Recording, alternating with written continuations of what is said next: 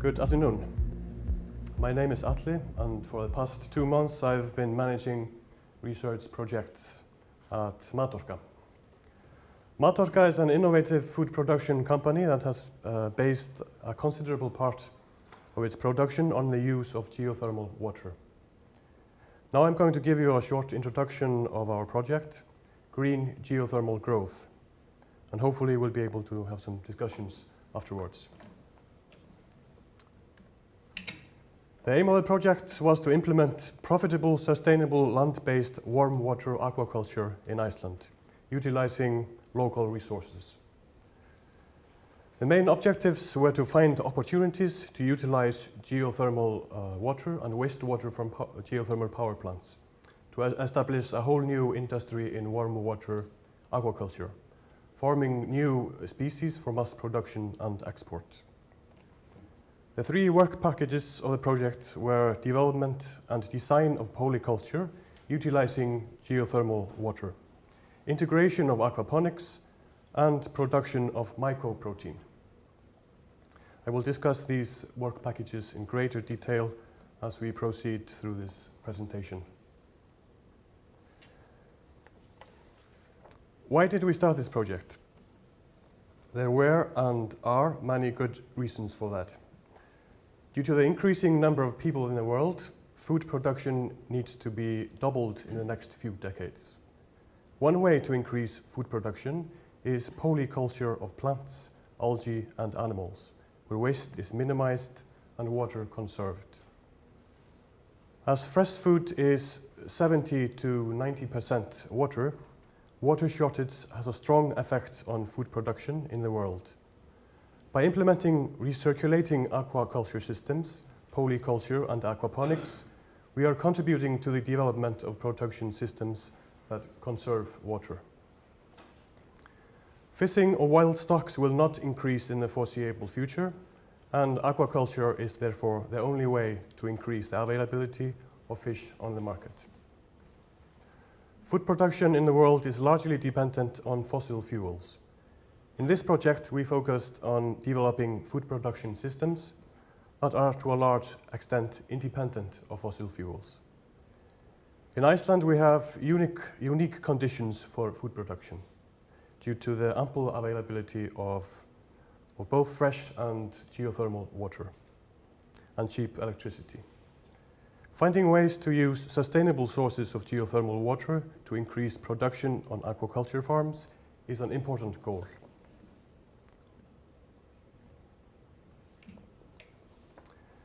By 2030, the world food production must increase by 50% to meet our needs.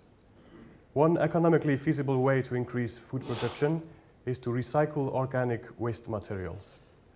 This is one of the focus areas of the Green Geothermal Growth project. In 2025, global water demand will be expected to be up to 40% greater than water supplies. Iceland is in a unique position for food production due to the vast resource of clean, fresh water.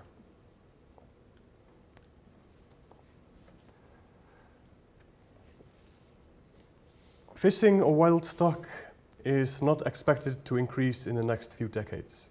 On the other hand, production of fish on aquaculture farms is expected to increase substantially. Aquaculture is considered to be the only way to increase fish supplies in the long term. There is a strong connection between the price of food and crude oil price.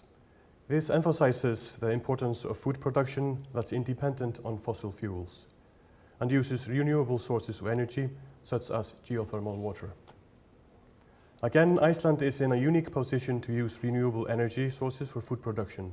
And at Matorka, we are working towards a production system that's independent of fossil fuels. Polyculture refers to agriculture where many species of crops are grown in the same space. The term polyculture can also be applied to aquaculture, the farming of one or more species of fish in the same system. At Matorka, we are currently farming 2 types of fish, Arctic char and Nile tilapia, which we have marketed as Nordic tilapia. Matorka's polyculture is still on a relatively small scale. We are currently farming tilapia in effluent from Arctic char. Polyculture on an industrial scale is being developed, and we have been considering adding more species to the system, such as new species of warm water fish and shrimps. Polyculture optimizes the utilization of resources, such as feed, geothermal water, and fresh water.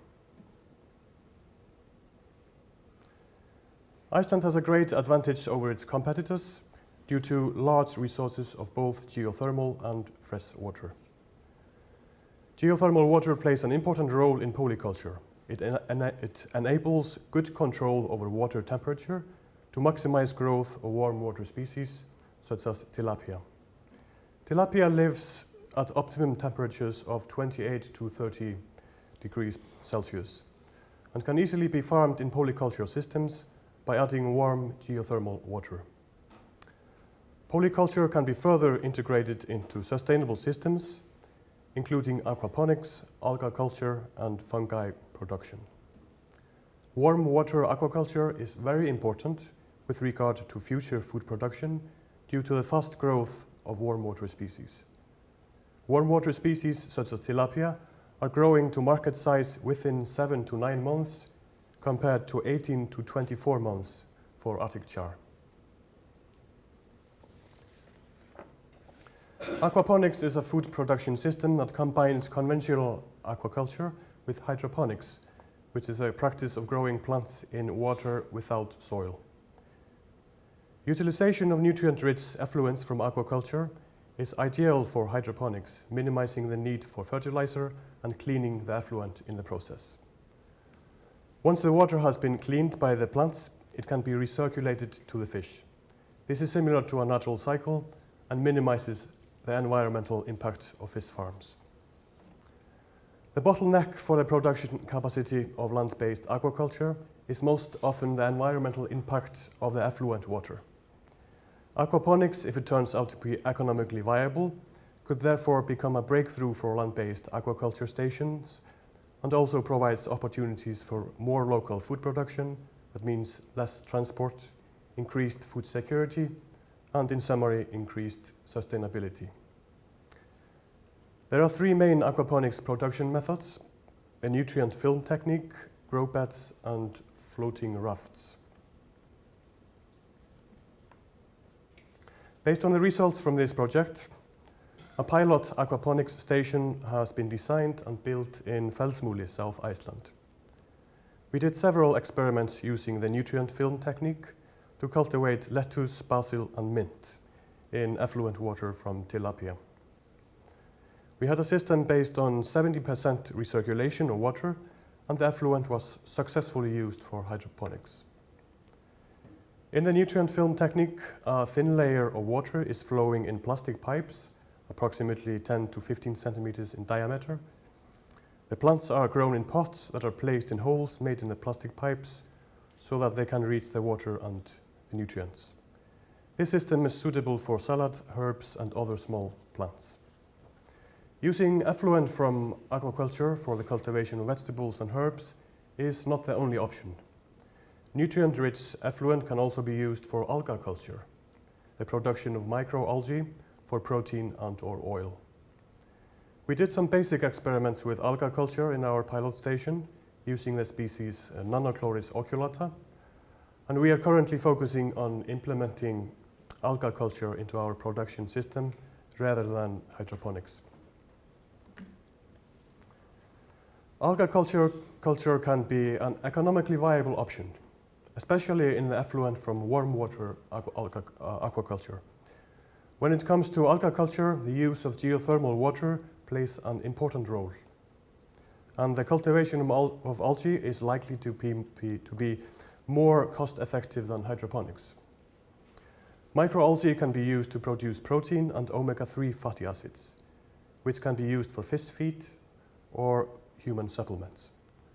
Microalgae can contain up to 30% oil, depending on species and conditions. The rest is protein-rich raw material that can be used for feed easily. Microalgae are either grown in open ponds or closed bioreactors. Matorka also aims to treat effluent water to reduce nutrient levels. And for that purpose, Algaculture is as good an option, if not better, than hydroponics. The cost of this effluent treatment would be offset by the sale of omega-3 fatty acids or by providing raw material for feed. Algaculture is considered to be an economically viable addition to aquaculture, especially where the effluent is warm.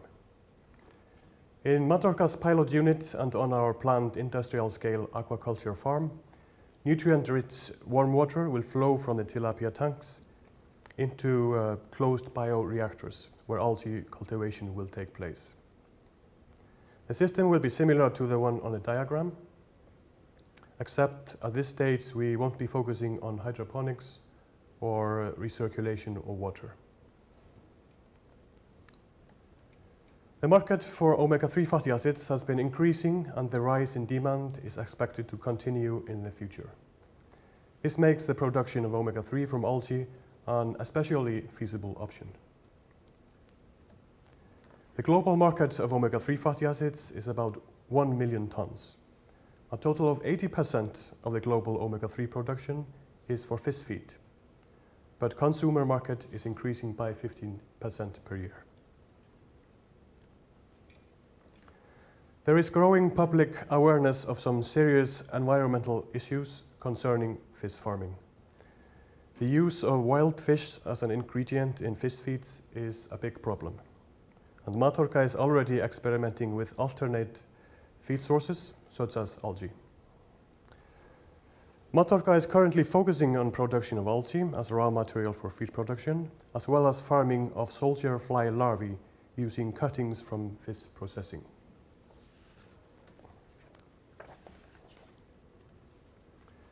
Some species of fungi are potential candidates for feed production due to their ability to convert organic waste into high-quality protein.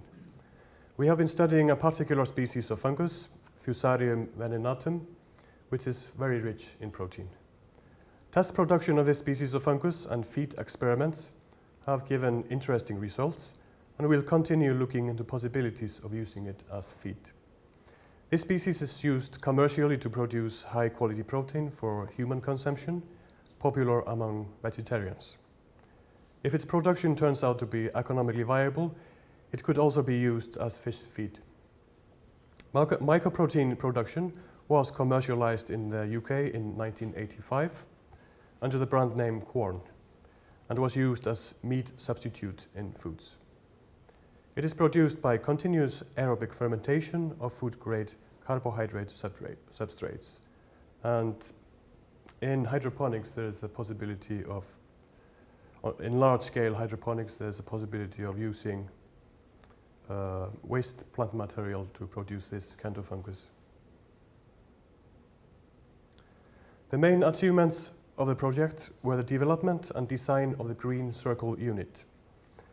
The first Green Circle unit has been developed, designed and installed in our station in Fellsmúli, South Iceland. In our setup, we used Arctic char and Nile tilapia. The Green Circle is based on reutilization of water between two fish species, a cold water species, in this case Arctic char, and warm water species, Nile tilapia. Cold water from the Arctic char tanks flows into the tilapia tanks and is mixed with warm geothermal water. Warm water species such as tilapia can utilize feed residues and oxygen in the effluent water from the Arctic char. The warm, nutrient-rich effluent water from the tilapia tanks can then be used to cultivate algae. This flow-through system is the only one being used in Iceland. In our pilot station, in our pilot aquaponics unit, the recirculation of the water is 70%. Using this setup, it is possible to increase production while preserving and reusing water and heat. The design will be used as a model for future aquaculture stations that Matorka plans to build. The abundance of fresh water and geothermal water in Iceland creates exceptional opportunities for food producers, especially for aquaculture and implementation of aquaponics or Algaculture on fish farms. The Green Circle was developed to increase sustainable production of high-quality food for export by utilizing abundant resources in Iceland, especially geothermal resources, other renewable energy resources, land space and clean water. We will continue developing new sustainable techniques as well as perfecting the current system. Access to a steady supply of geothermal water is the cornerstone of the Green Circle system, without which it would be far from being feasible. Thank you.